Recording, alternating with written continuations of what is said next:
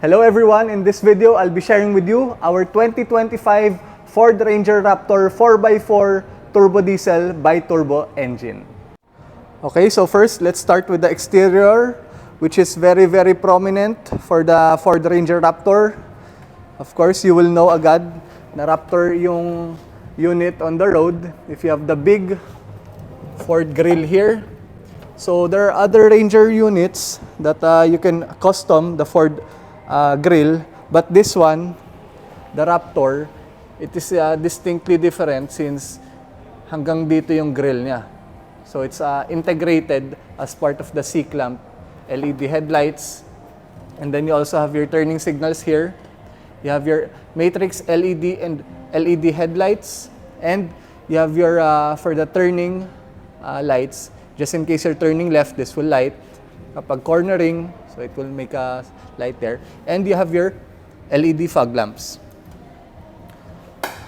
So yeah, that's for the grille of the 2025 Ford Ranger Raptor. You have your front camera as part of your 360 camera, and you have your sensors here and here, just in case you need it for parking or for off-road services.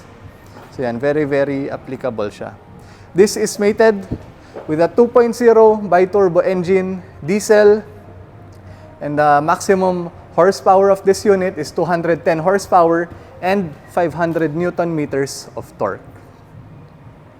So here, by the way, these are functional, so may mga exhaust talaga sila for the heat of the engine and the hood to be released. And down here, one of the prominent features also of the Ford Ranger Raptor is our 17-inch with BF Goodrich all-terrain tires. So yan, you can see, it's written all-terrain.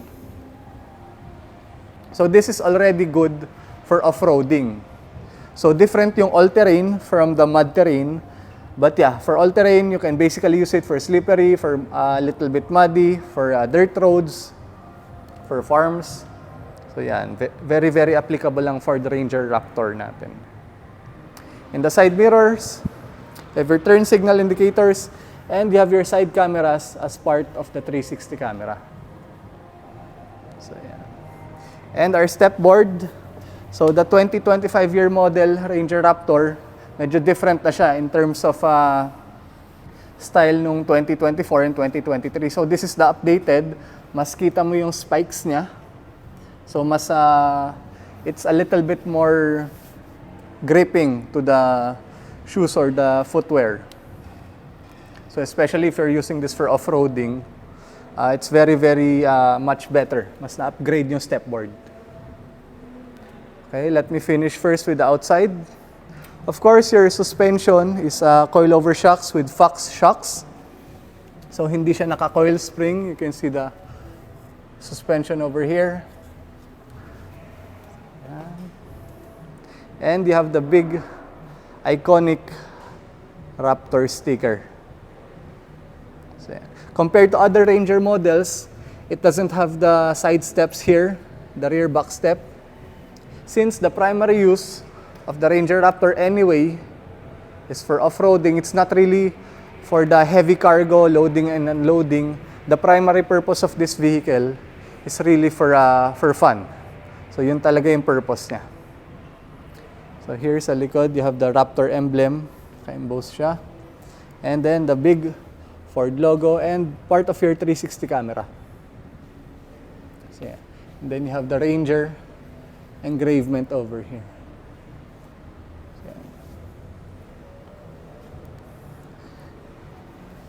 You have your functions for your towing services, and you have your sensors.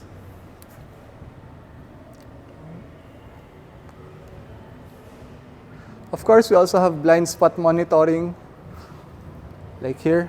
So this is for the blind spot monitoring in case there are vehicles here in this side who are very fast. It will notify you in the instrument cluster. And LED taillights and brake lights for the Ranger Raptor. Okay, let's get inside the vehicle. This is a smart keyless entry. So you can do this to lock and this to unlock. Let me show you first the side. So this is a little bit Alcantara leather-like. And then here, you have for your closing the side mirrors electrically, to lock the windows, to adjust the side mirrors for the windows. And this is your door handle already. So yeah. So it's very, very stylish, very, very different from other pickup trucks in the current market. So here you have your 8-way power adjust. So front, back, down, up. And then for the rear. And then here's for your lumbar support. So for this one. And then here, you have for your brake light. And then this one is you have to twist this to activate here the regular headlights, automatic headlights, parking lights, and to off. This one is for your brightness of the instrument cluster and for your touch screen. So this is how you adjust the brightness. And then here, you have your cup holders as well as with the other side also. So inside the Ranger Raptor, lahat siya, it's always going to be code orange trimmings since this is basically the code of the Ranger Raptor. So yeah, let me get inside. So the steering wheel of the Ford Ranger Raptor, you will notice at once that it has this one. So bakit may ganito? This is, the purpose of this one is in case you're going off-roading, you know where the wheels are headed. Kung saan yung direction ng wheels. Especially for this unit and all of our units at Ford, electric power assisted na yung steering. So it's very, very sensitive sometimes. So this is very important in case you're going off-roading. This is very simple. This is to adjust the cruise control, to activate the cruise control, to limit. This is to adjust the distances from kung ilang cars yung gusto mo ahead of you. And then this one is for the lane keeping assist. This is for your volume, for your voice command. And this one is for your menu in the instrument cluster.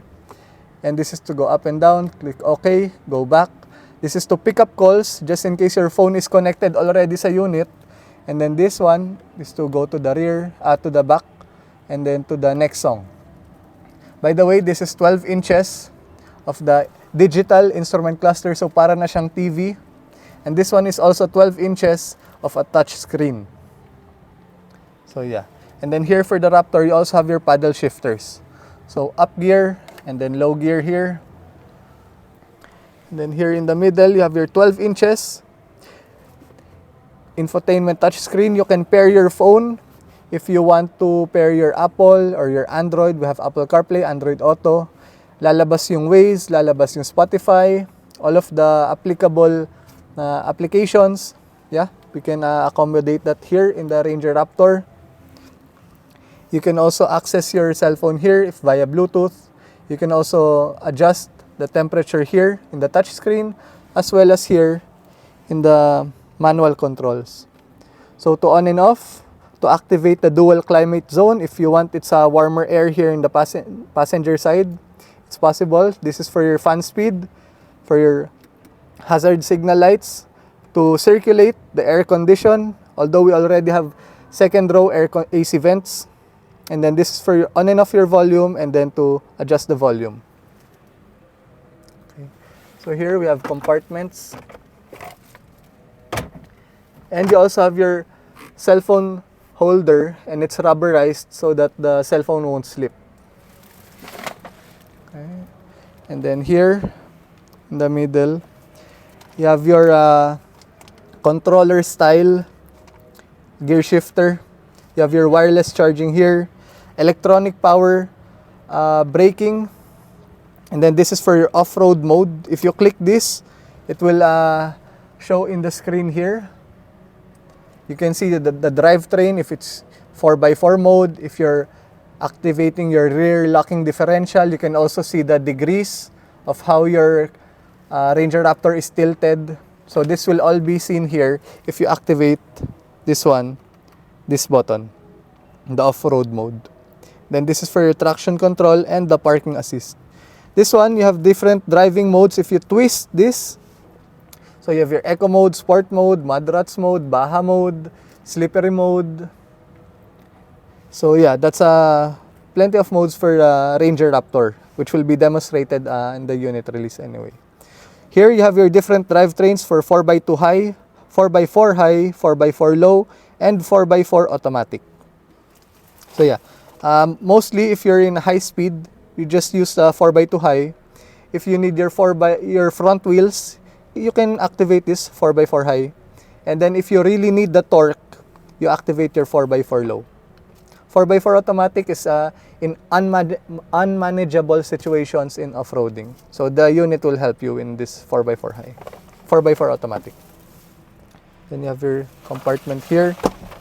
Let me just show you the second row. So as mentioned, you already have your AC vents and you have your 230 volts inverter here. 230 volts inverter if you want to charge your laptop or if you want to charge whatever you want to charge. So, yeah. So even in the second row, you have the trimming of the Code Orange and very, very nice Alcantara leather-like seats.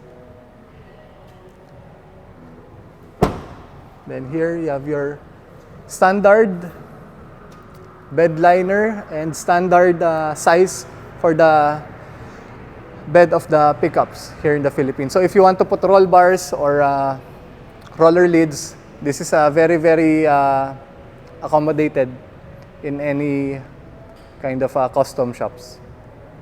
Okay, so that is it for the 2025 Ford Ranger Raptor. I hope this video helps you. Please give this a like, subscribe to our YouTube channel for more videos, and please share this with your friends who you think this might be useful for them.